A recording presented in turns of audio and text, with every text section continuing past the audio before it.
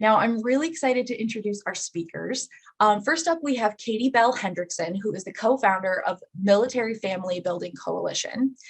Katy is a military spouse to a retired career naval special warfare officer, as well as the mother of 5 children. She and her husband have experience with adoption, assisted reproduction, and third-party reproduction. And in her spare time, apart from having 5 children, Katy is an architect by education and training, having spent the last decade working mainly in residential design and historic preservation. Katy is currently on the Women's Committee for the National Museum of Women in the Arts and lives in Washington, D.C. with her husband, their youngest son, and their twin daughters. So welcome, Katy. Katy's going to be joined in conversation with Ellen Gustafson, who is the co-founder of the Military Family Building Coalition. Ellen is a social entrepreneur, author, activist, and most importantly, a mom as well as a military spouse. She's the co-founder of Feed and the Feed Foundation, which is an early give-back fashion brand that has helped provide over 100 million school meals to children around the world. Ellen has been the co-director of the Summit Institute since 2016, which applies creative solutions to the world's biggest challenges, and has helped create diversity, inclusion, and anti-harassment programs at multiple conference companies. Ellen is the mom of 3 miracle toddlers and lives with them and her husband in just seasonal enough for Virginia Beach, Virginia. They're going to be joined in conversation with our own amazing Candace Collins. So without further ado, I'm going to turn the stage over to you ladies. Take it away. Hi, thank you for having us. Hi, everyone. Good morning. Hi, Candace. Good morning. Morning. It's a pleasure being here today and to see how fantastic your work has done over the time. We're really excited to get this going. So thank you for joining us, Ellen, and thank you for joining us, Katy. Tell us a little bit about the moment that inspired and really piqued the concept of your nonprofit Military Family Building Coalition. Ellen, jump in. I'm happy to jump in. Well, as a military spouse, I had moved from New York City to join my Navy husband in San Diego. And we had gotten married and I had just written my first book, which I was really excited to promote. I thought that writing and speaking would be a great career as a military spouse. But I also, along with my partner, wanted to build a family. And unfortunately, as we were kicking off our life in San Diego, and I was kicking off my book tour, we lost a pregnancy. We had a stillborn, and that sent us on a long family building journey that included IVF and many other family building technologies, none of which were covered by Tricare. And in the process of my own family building process, I met Katy Hendrickson, who had an equally challenging story building her family and was an equally powerful Navy spouse who wanted to do something about it. And both of us saw that what was keeping military families from having access to the essential healthcare of reproductive support through things like IVF and assisted reproduction was policy. So Katy and I partnered together to start the first organization that has ever addressed the challenges facing military families in building their own family and having children. Wow. Yeah. And I would just jump in and say, something that also I think happens when you are entrepreneurs and as military spouses is you kind of find the right momentum, sometimes from various outside factors. And for me, it was, working with Ellen, knowing that we had a powerful concept of change. And both of us had, in essence, despite many barriers and hardships, had triumphed in having our families. And I think something within our sort of spouses, as Navy spouses, our DNA is, okay, how do we make this better for the next person? How do we share what we've learned? And then ultimately, how do we change it so that, no one else has to deal with the difficulties and the hardships that we've done with? That's beautiful. Now, when we talk about family building, there is much that people don't know, and there's no way to anticipate it. So my question to you guys is, how and what would you classify are some struggles that affect military families or spouses specifically? Yeah, both Ellen and I have a lot of thoughts in this area. And I think one of the things that we like to say is, of course, most of us spend, the majority of our adult reproductive lives really looking at how not to get pregnant, or to, be mindful about when we would like to, plan to have children. And so, something that we always say is, no one really is marrying into the Navy or becoming a military member and reading your Tricare up front to understand, what is the support, what are the resources I'm going to have in my reproductive health care. So often it's not really until you're right upon knowing, hey, I've got this window coming up.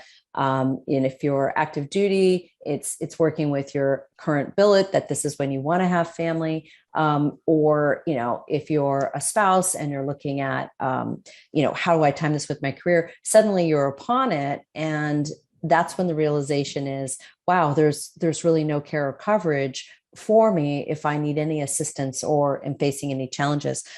Jump in, Ellen. Yeah, I mean, I think what the military life is so challenging for spouse employment, and being a dual working family is really challenging for having children, right? And that's a big debate going on in our country right now as we struggle with things like paid family leave and these other political issues. But there's this additional burden now on military families, which is, of course, when you are not, together with your spouse or your partner because they're away for military service, it's really hard to conceive a baby naturally.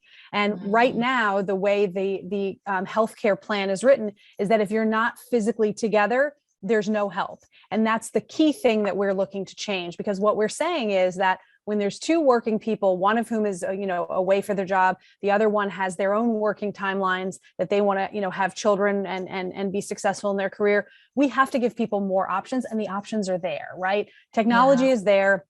You can continue to try to have a baby, even if your partner is, as a woman, you can continue to try to have a baby if your husband is deployed, or as a man, you can leave part of your biology behind. And so there's so many technologies that are really simple, but they're just not covered for military families. And that's what we're passionate about changing. Let's make it so military families can be 2-parent working households, considering both people's career, and build a healthy, strong family, even within all of those difficulties. That's beautiful, and that's very commendable. I mean, with time and the growing technology, we have to have conversations like these to pretty much put everything on the table to say, this is what is happening in the world. What can we do now to facilitate the change, knowing that we have to grow with it? So I think that's a really beautiful initiative. That's 100% right, Candace. Yeah. And, also I think it's really about bringing in an awareness that the military community is much like the general population. The military spouse has, the same constraints and challenges in managing a career.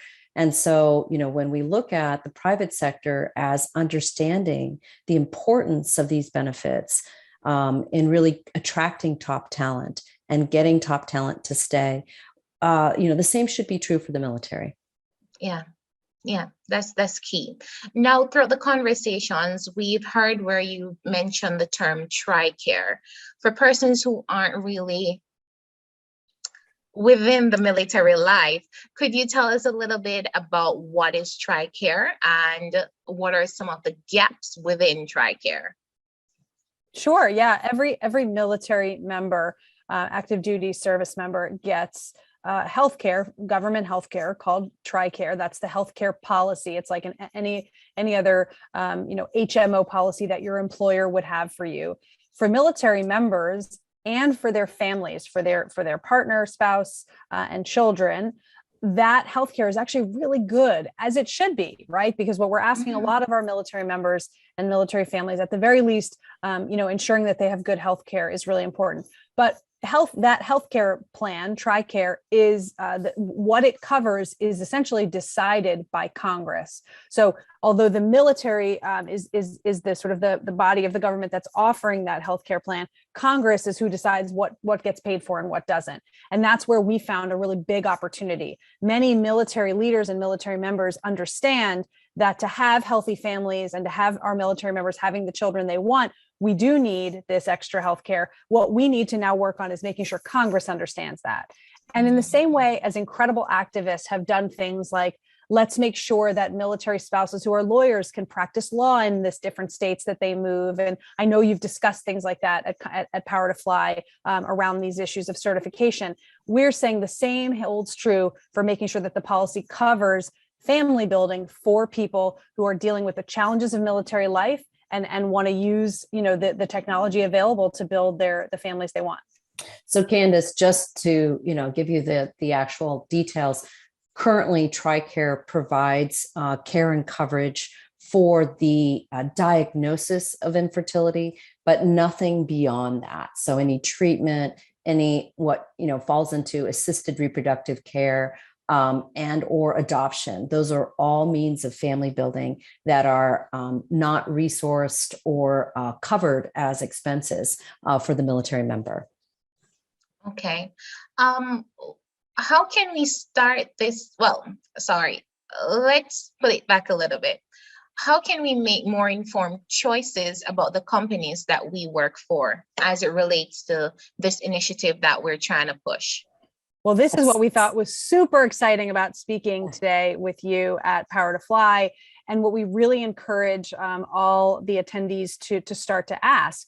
When you are a military spouse, you generally take your spouse's healthcare because it's really good. Tricare is really good, except in this one area. And so what we encourage spouses to do is when they're looking at all the incredible companies that have opportunities for military spouses, whether they're remote opportunities or, flexible, or they have locations near bases that you're stationed, one question to ask is, do you have family building coverage and fertility coverage? And so we see this as an incredible opportunity today, being here to add that as a really important question for these companies. One thing that we think is an interesting thing to note is a lot of times when military family members or military members have a challenge in their reproductive health, or they, having a baby isn't coming naturally, they're told, you could get a part-time job, or the spouse could get a part-time job at Starbucks because Starbucks has excellent fertility and reproductive health care coverage.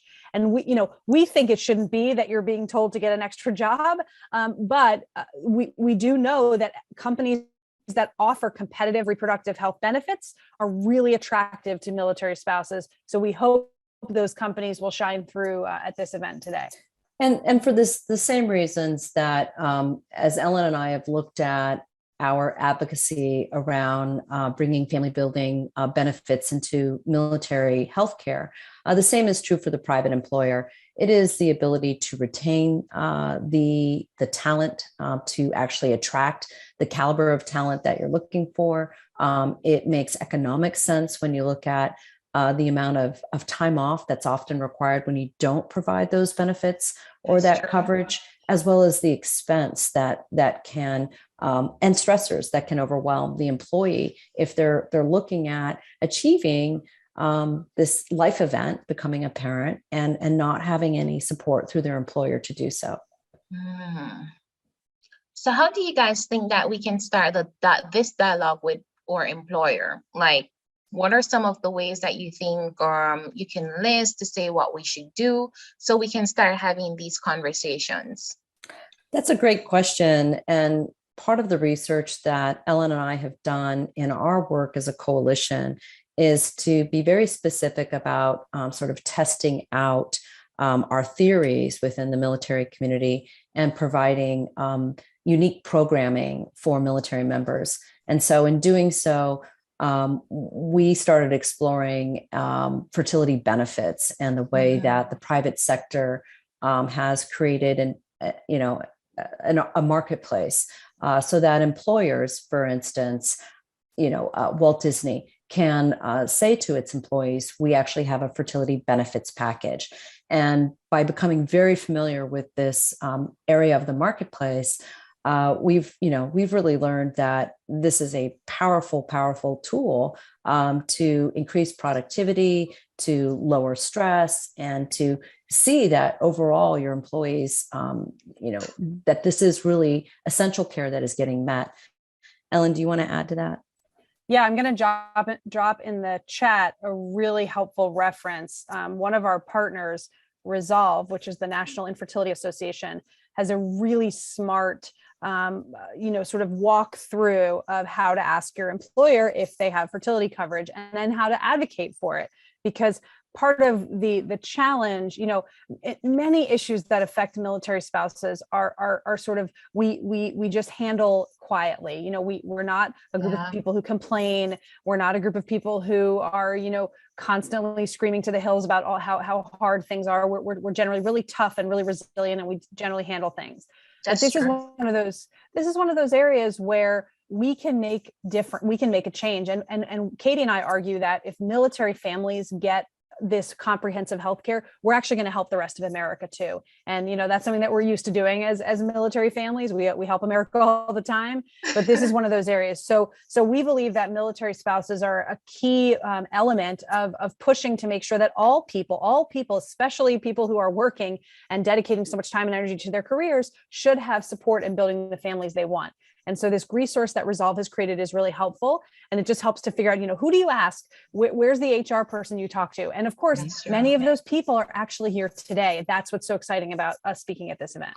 Yeah, and I think the tool that Ellen's including is, it also gives you a template or a boilerplate of what a letter would look like if a spouse or an employee were to present that to their human resources manager department, in the way that you can frame asking that your company consider providing these benefits.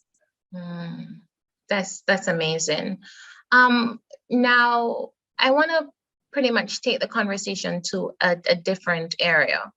Now, how does building a successful individual career as a military spouse help them to make a better or more informed choices regarding their fertility and family?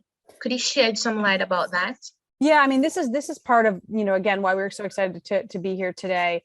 It's, for us as women, part of your family building journey is whether you're going to take some time off or, work remotely, or do you have, paid family leave, and timing that, the process of having a baby and recovering from having a baby and, getting back to sleep again after having a baby, timing that with your career and your career goals is really important. And that's what lots of us are doing these days. We're not just, we're trying really hard to say we want to be people that have careers and are passionate and interested in what we're doing and providing for ourselves and our family.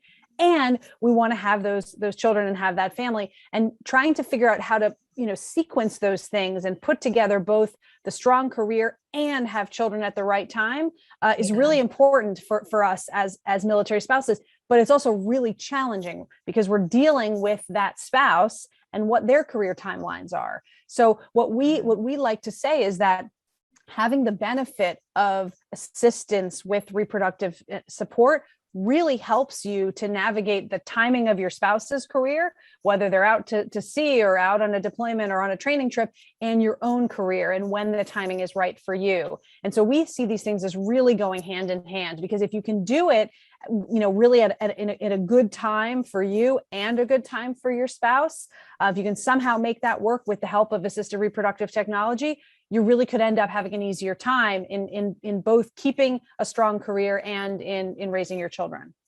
Okay. Working for family building, the financial factor is crucial to people having a successful family life. Now, in this particular way, how do you support military spouses so that they get support they need and have the jobs that allow them to assist their families, both emotionally and financially? Yeah, that's such a good question, Candace. Financial barrier, access to care, and then really ongoing mental wellness support are pretty much the three pillars that Ellen and I have really focused our mission on, in that they are the greatest areas of hardship. So certainly the cost is a big factor. And Ellen, did you want to share our programming for elective or free cryopreservation, as well as fertility benefits for military members?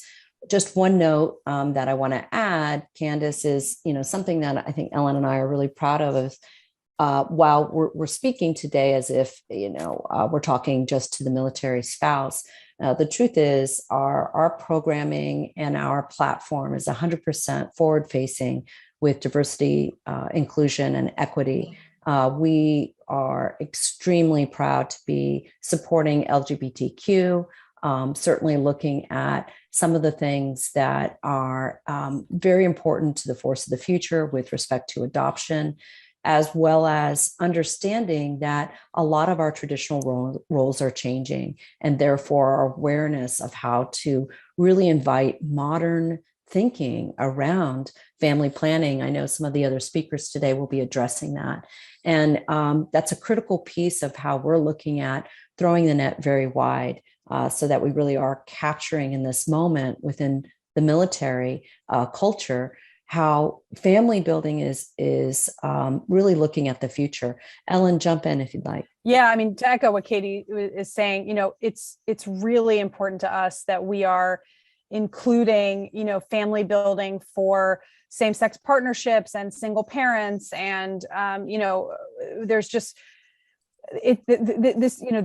family building means everyone deserves a family and the family that they want. And so that's really important to us. But I think, to get to the question, it can be incredibly expensive depending on what your needs are, to use these reproductive technologies to build the family. And our argument is that many times the reason that people need to spend that money is specifically because of the military. It's not necessarily that, there are the 1 in 8 people in the general population that are struggling with infertility. We are seeing the numbers as being significantly higher in the military, whether it's because people are physically away from each other for long periods of time, whether it's because of damage to their reproductive health from exposures, or, sitting in a hot airplane for a long time, or the hormones and stress that come from military service. So we're doing some research on the fact that it's actually probably a bigger burden on military families, that the need to access this healthcare. Infertility is the only disease that's recognized by the World Health Organization and the CDC that actually has no coverage for military families. So what we're saying is that this is a major cost that military families are bearing, and that we don't think it should be. That's why we feel strongly that the opportunity exists for, whether it's military spouses to find healthcare elsewhere that will cover this important, healthcare element, or for everyone to join us in our advocacy to change this policy. We believe that to make strong dual working military families where both partners are satisfied is how you get people to want to stay in the military. If our military spouses that are here today are not happy because they can't keep their job and they can't, have the children they want because of the military, their partner's not going to stay in.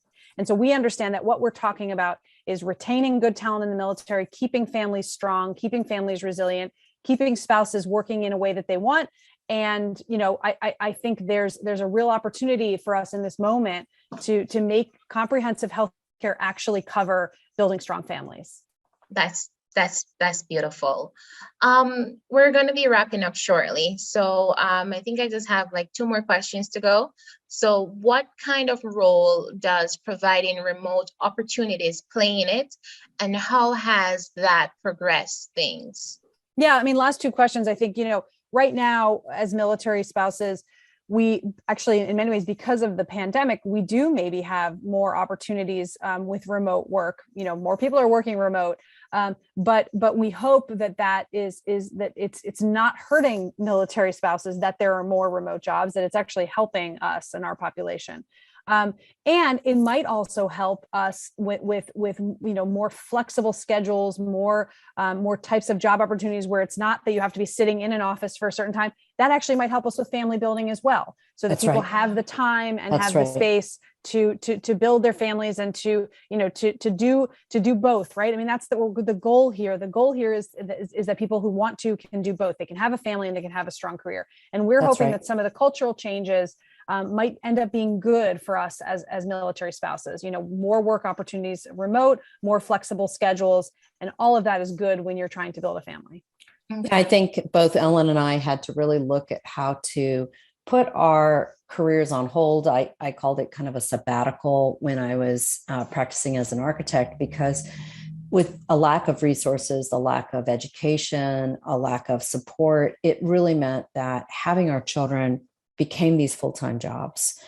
So we're both very, very hopeful that as we really look at the changes that we're experiencing as potential employees and in the marketplace of industry, that now our jobs certainly have this portability, and that we can keep up with the requirements of performing professionally, but also with the ease that we know is out there because of the fertility marketplace, that there isn't quite as much legwork involved, and that employees can really go about building their families in a much more efficient and productive way.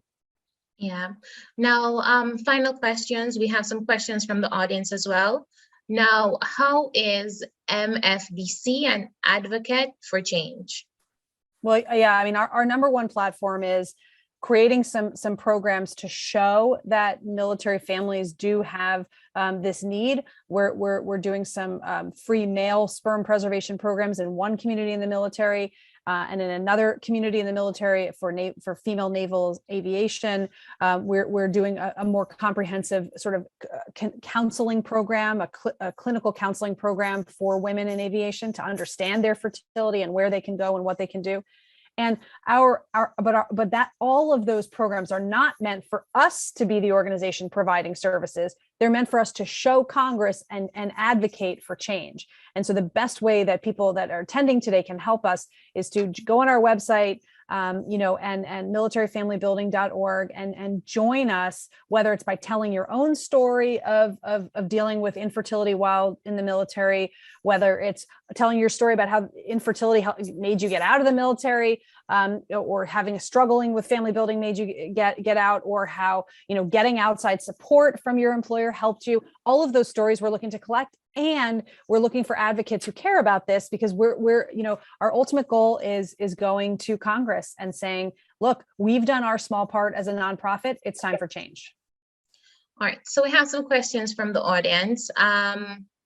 When we speak of demanding fertility coverage, especially in the corporate allies of America, do you think it is likely to become a barrier in employment, especially for women spouses? No, because the fertility market for companies providing fertility care is growing at 8% a year already. So many people, so many women that are not military spouses are demanding this already. So I think it's just actually, we're actually women as military spouses are actually riding the wave of women outside of the military, because everyone is really looking for this. So I think we're not unique, and we're not the only group that's, saying, oh, this is one extra thing I need as a military spouse. We're actually part of a wave. And just to tap on the last question, Kaylin, we do not only help people in the Navy. We just happen to both be in the Navy. We're looking to support change across the entire military. So please visit our site and learn more. Mm-hmm. So thank you guys, Katy and Ellen, for taking the time to speak with us today. Now with our audience, they'll definitely love to hear more about you. And if they have any questions or any queries, tell us how we can reach out to you guys. Yeah, so our website. We'd like to get this going. Our website is militaryfamilybuilding.org. We're on Twitter, Instagram, and Facebook at Building Mill Fams, because that was the easier way to get the Twitter handle. So Building Mill Fams on Instagram, Facebook, and Twitter. And please, email us at our website. It's Katy and I who answer all the emails, and we would be happy to connect with you. Yeah. Thank you, guys. Thank you, Candace. It's been a pleasure. Ours Thank you as well. so much.